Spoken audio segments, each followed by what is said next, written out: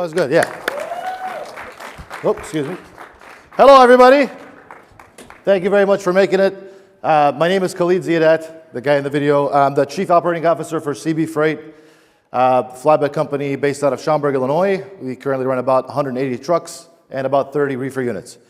First of all, I want to thank everybody for making it here. Some of our very great partners. We have DAT, we have Highway, we have a couple of my old buddies from back in the day. We used to ride for Bikers Against Child Abuse. So shout out to Baca back 5 years ago. Yes.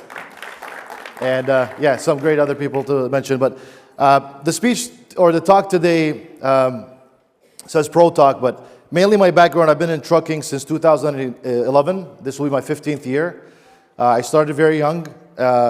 Started at FedEx for 6 years. I ended up managing a terminal back in Hammond, Indiana. And then I went along to get my CDL.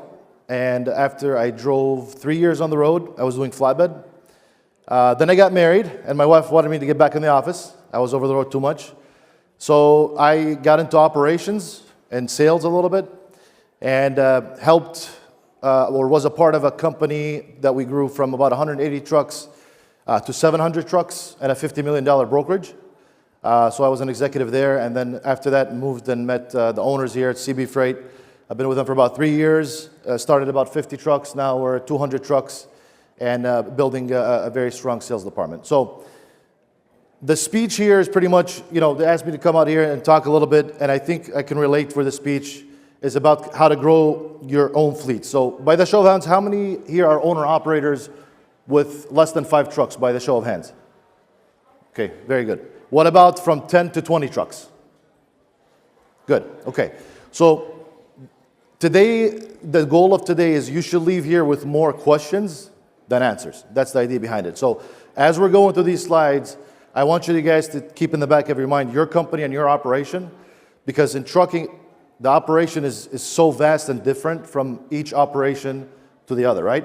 Some of us do dump trucks, some of us do flatbeds, some of us do reefers, drive-in, so on and so forth.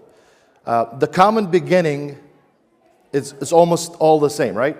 We all get our CDL, we go to a company, we run for a little bit, we want that freedom, right? We want our own truck, we want our own business, we go out and buy a truck, we become owner-operators, and then we grow to maybe 1, 2, 3, 10 trucks maybe, and we'll pull up some stats in a little bit, and then you're kind of stuck there.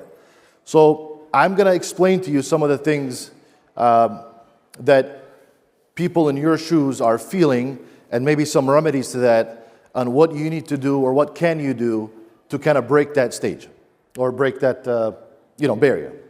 Let me see if this is going to work.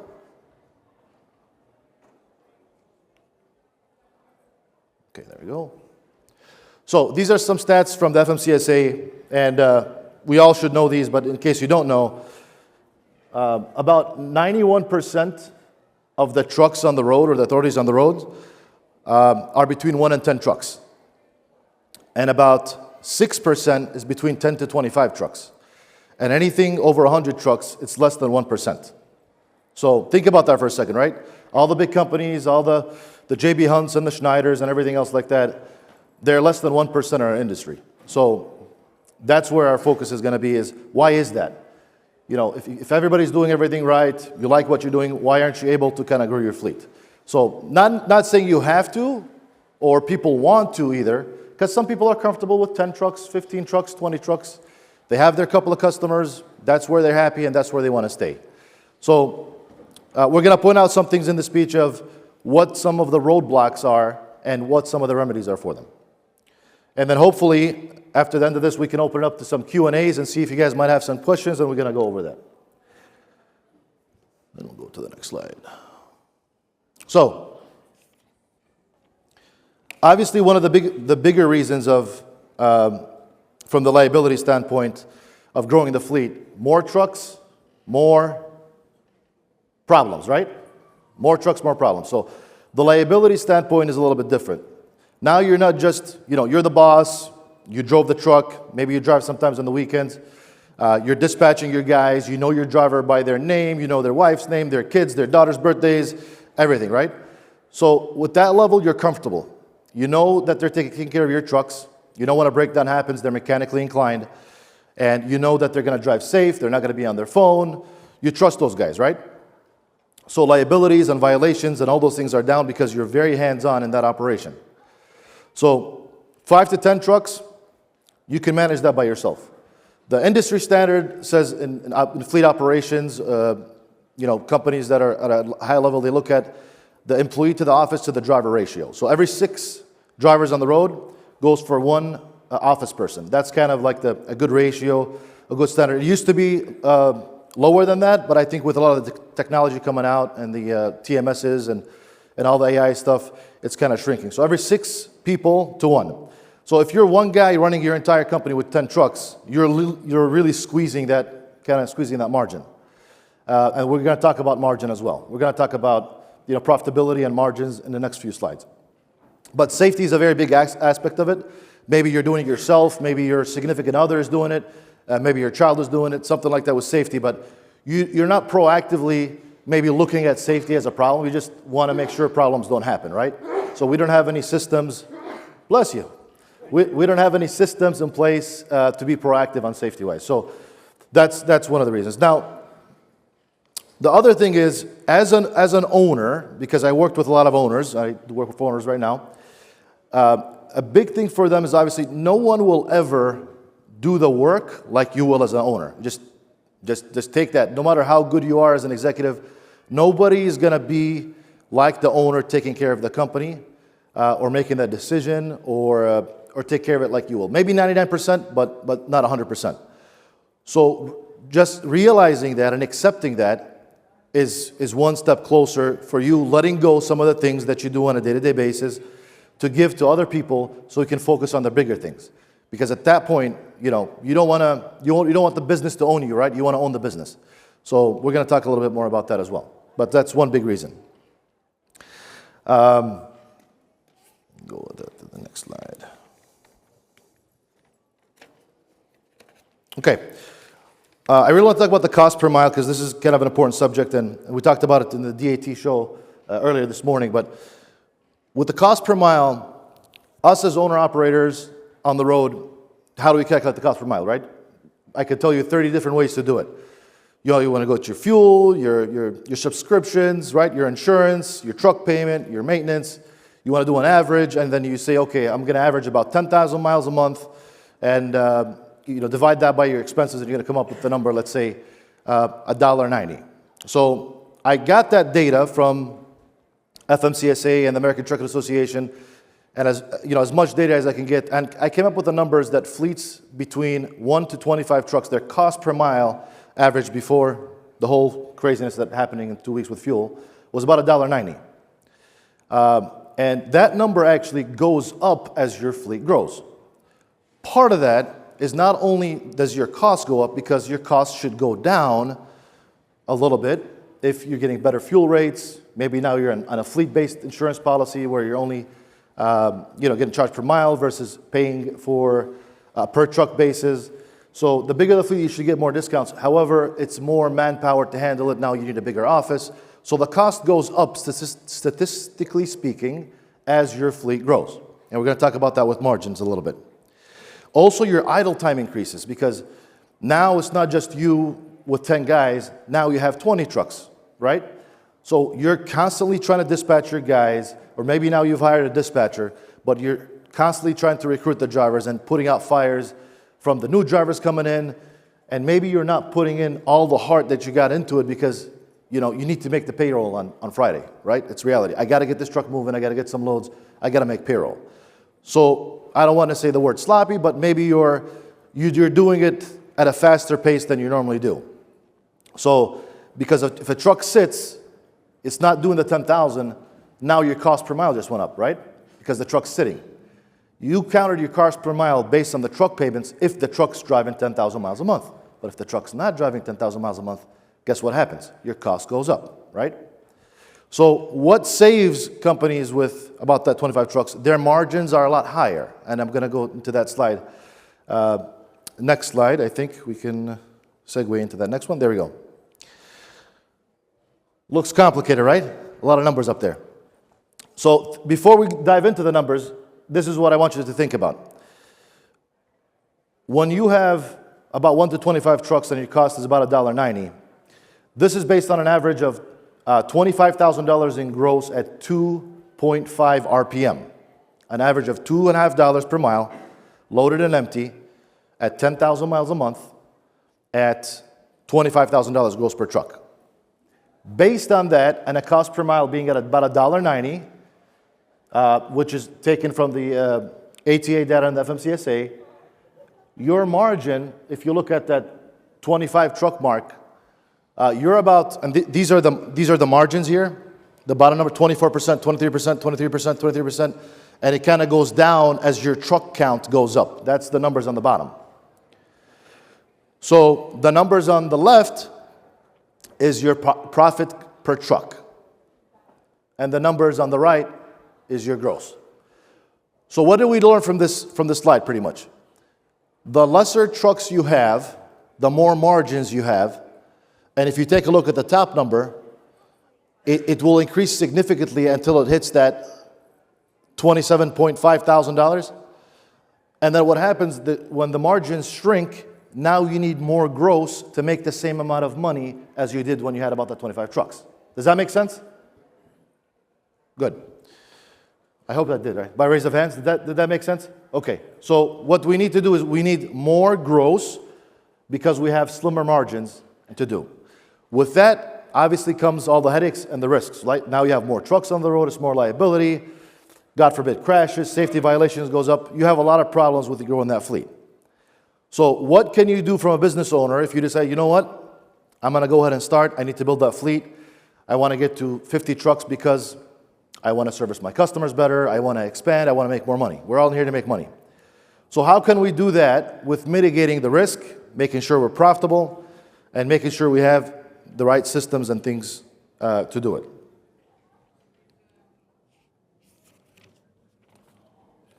Okay. One thing I want to touch on as well at the cost per mile here, because it's kind of important as well.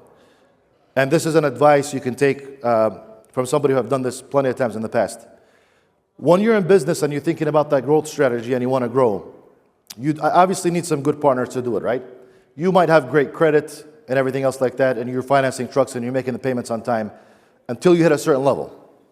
When you hit a certain level on your debt schedule, maybe your trucks are paid off or not. Everybody has a strategy of buying their trucks. Some people like used trucks, new trucks. I'm always and always will be a brand new truck guy for a fleet. Not saying about legacy fleets. You know, guy has 5 trucks for 10 years. Got the nice shiny trucks outside. I love them to death. But if you're trying to build a fleet and you want to compete for drivers on the market, these days, you have to have some newer equipment. And I'm always a new truck guy. Get it for 3 years. Trade it in, get what you paid for out of it, and get the next one. You're always going to have that debt. That's the way I do it. You're always going to have that debt. You're always going to have the brand new truck. You attract the driver. You get better fuel economy because now you're running the business. Okay? Keep a few Peterbilts for show in front of the company, but you need newer trucks. Okay. So with that being said, as you're going up to your finance partners and stuff like that, you have to work on your financials, and this is a very big key that a lot of people miss, is the bookkeeping part of it and the financing. You want to prove to the finance institution that you understand your cost per mile, you understand your margins very well, and you want to show them how you're doing a good job with your one truck. Because if you think financing at the level, for instance, in our organization, the numbers are part of it, but it's also your identity and your vision and where the company's headed. See, when I want to buy trucks, right, and we buy trucks by the 50s or the 20s or the 30s every year, we come up with something called the CAPEX plan, Capital Expenditure Plan. Basically, that's a fancy word for, let me show how I did it, and I want to do more of that next year. That's what it is. So, doing that, pretty much, you're showing the bank when they come to the table, say, hey, listen, first let's throw out Freightliner out there. Freightliner comes to me and said, hey, I want to make an order for 50 trucks next year, but Peterbilt is right behind the door, so we got to make this fast. Let's talk about it. And I show them my performance from last year based on me understanding my margins and my customers and say, I want to do more of that next year, so I want to expand my fleet with an X amount of trucks, and I want to multiply that. You do that 2-3 years in a row, even with just 2, 3 trucks, not at that level. So you go in there with 5 trucks, you want to order 5 more, and you multiply that, then you have a reputation, and then you have financing. Because I can tell you, at one point, yeah, maybe we were so small we didn't qualify for 50 trucks, but we ordered 30, 40 trucks. And there's a strategy behind that and how to fill the trucks up. But the idea is, when you do something well, you want to document it, right? You want to take a video of it, take a picture of it. Same thing goes with your numbers. When you're doing something good, get a good accounting firm, let them put a stamp of approval on it, and that's how you go into financing and growing the fleet side of it. Okay. Before we dive into the driver turnover, how many of you seen the video that I played before I came on stage? By the show of hands. How many was already here, saw the video? Okay, raise your hands. Who can tell me what they saw in that video? Based on the video, what did you see? Like, what came to you as you watched that video? Did you see, what kind of company did you see? What did you make out of it? Like, if you just see that commercial, what's your first thought about that company? Who can tell me what they saw? By the raise of hands. I can't see from. Yes? Oh, thank you. What else? Anybody else seen it? Yes? Growth and success. Okay. What else? Yes? Team. Good. Team. That's a very important one. Anything else? Green trucks. Green trucks. Good. Good. But you could tell it's flatbed, right? You saw the flatbed trucks? You saw the green trucks, flatbed trucks, cool. We call that our identity. And this is one of the biggest keys you need to take out of this is when you're growing your company, you have to have an identity for your company before you can grow. Break that down into terms. Most fleets start because I drove a truck, CB Freight owner as well. Serge started the same way. He got the truck with his brother, 7 years on the road driving a truck. He said, you know what? His wife told him, I'm tired of this. I want you back home. How can we build something where we stay home and build a fleet kind of on our own? And everybody starts the same way. We go get trucks. We go on the load board. We're booking trucks. And then we get to a stage where maybe we got a customer or two and we're just moving it and we're moving and grooving. But what makes us different from everybody else? That's what you got to ask yourself. Why should the broker give me the load, right? Why should I give us an average of $3.23 a mile on our last month average RPM on our company? Nothing special from contracts, but straight broker freight. Our average was about 323, I think, or 321 last month. But why should they do that to CB Freight? Well, you have to build it as a brand, right? You have to become a brand and believe in what you're doing and want those brokers to see you. They see your LinkedIn post, they see you on Facebook, they see your Instagram. Just Google CB Freight, you're going to see us everywhere. Because I want that carrier sales rep on the phone that's negotiating with one of my guys to have seen us before we have called them, to know, oh my God, this is CB Freight, flatbed. Yeah, okay, let's do it. Because all you're trying to do is make that sales rep life easier, and he doesn't have to follow up with you because he knows the kind of service that you get from CB Freight. And you build that consistency by building SOPs, standard operating procedures, on how we can consistently deliver the same level of service every single time. Right? How many of you guys drink Monster, energy drink? Monster guys, or Red Bull. You know every time you're going to open the door, right? Take that can of Monster or Red Bull, it's going to taste exactly the same. It's no different. So building that brand, building that name, it takes a long time. It's not easy, but once you get to it and you walk up to the room and you say who you are, people recognize you in that industry, especially if you're specialized. So I'm a big guy for, say, riches and niches, right? Get into a niche, get known in that niche, become an expert in that niche, and then everything will work out. Okay. So, yep. So when you're a small fleet, you're going to hustle, and with a mid-sized fleet, then you need strategies and you need SOPs. So let's talk about another one: the driver turnover. ATA turnover reports that 70-90% annual, 70 to 90% of turnover rate for companies annually. That's a scary number, right? Because, like I said, as you're building your company, the last department that normally gets attention is the recruiting side.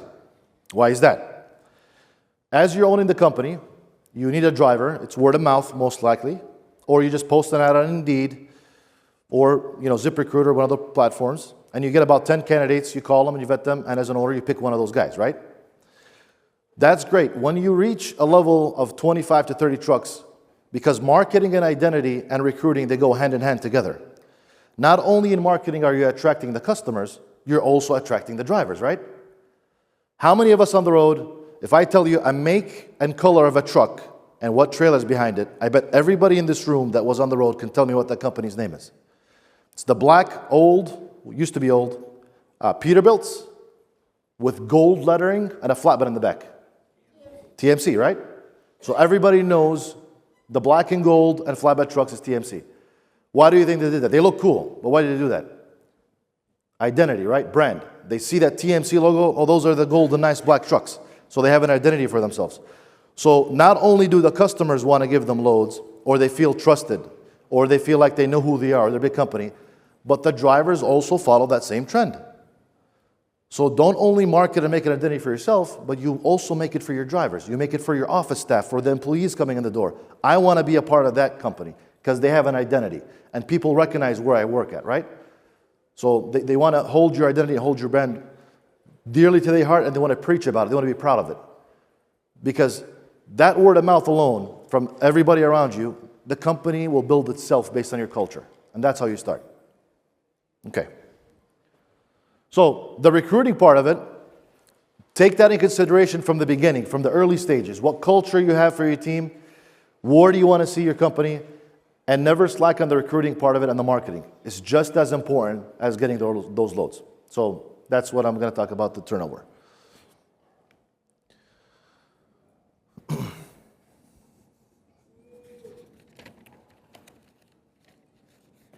This is a fun one.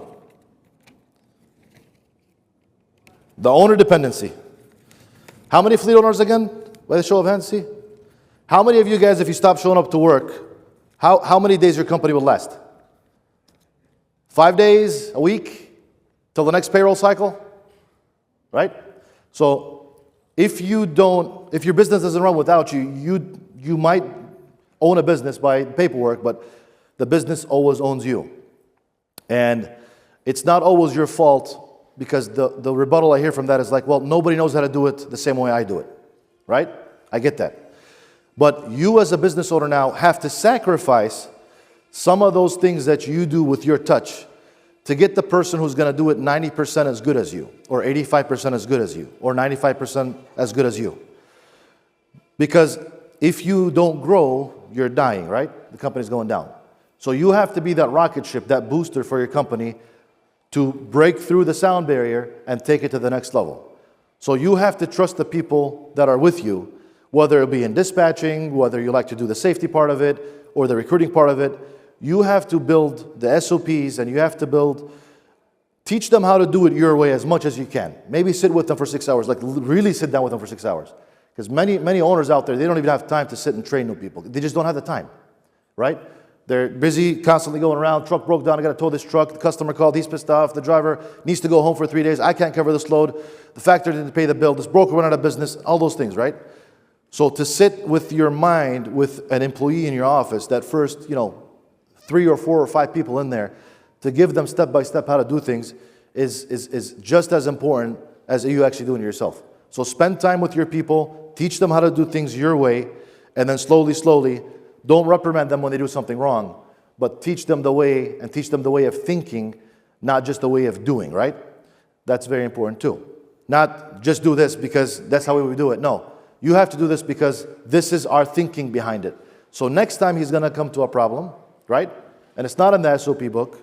He's going to say, well, based on the last time the owner told me this is the way he thinks about it, this is what I think he will say, so I think this is the best decision. And he goes ahead and do it. Now, if he does it wrong, you go and just correct it. You don't just yell at him and reprimand him for that. Okay? So, build your team, build the strong people behind you in your team. Own your business, don't let the business own you.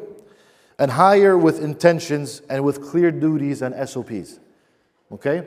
Tell them what they have to do, show them how they have to do it, and reward them when they do a good job. Okay.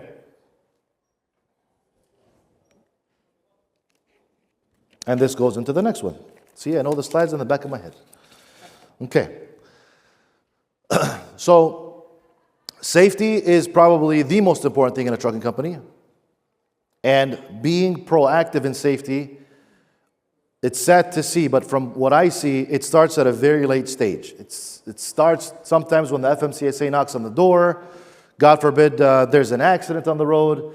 God forbid it's a fatality. Somebody got hurt. That's when people wake up normally in safety.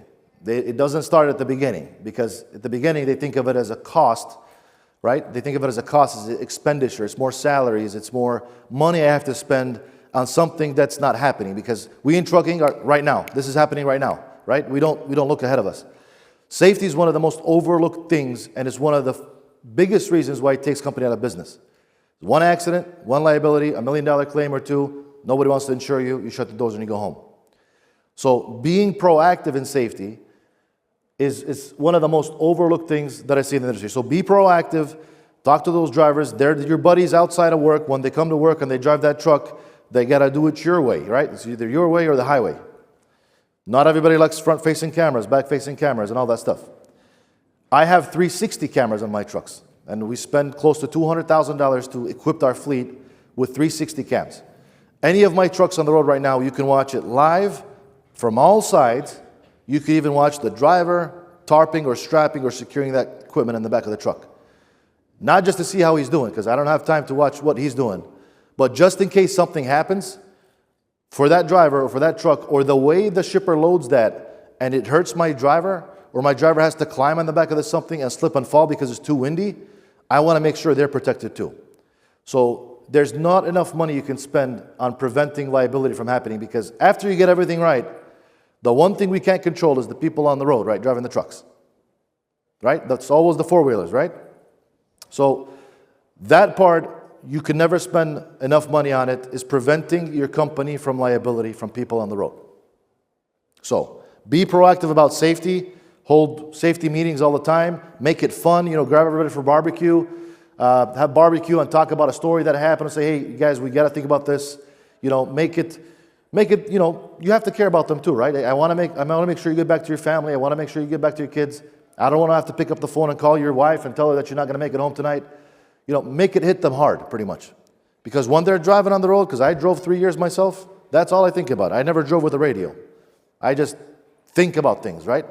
And when I get something that hard to punch me from a speech that I read or an article that I read, I think twice before I speed up a little bit. I slow down. I back up a little bit from the person ahead of me. So it's just a natural thing. So when you constantly are doing it, you're making a safety culture in the company that will save you not only lives of your people, but a lot of money also in the future from claims and liability. Okay, how are we doing on time? We're good on time, right? 2, 3, 4. Yeah, we're good. Okay, I think that's it for that. And thank you guys very much for being here. I think we're going to open it. Yeah, thank you. We're going to open it to some questions. I think we have time, or we're good? We're not have time. Okay, one question, two questions, one?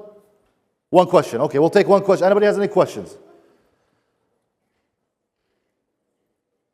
No questions. Okay, I think we're good. Thank you very much, guys. Good luck to you. I'll be hanging out here, and we'll try to make it to the show if you have any questions. But I appreciate your time. Thank you very much.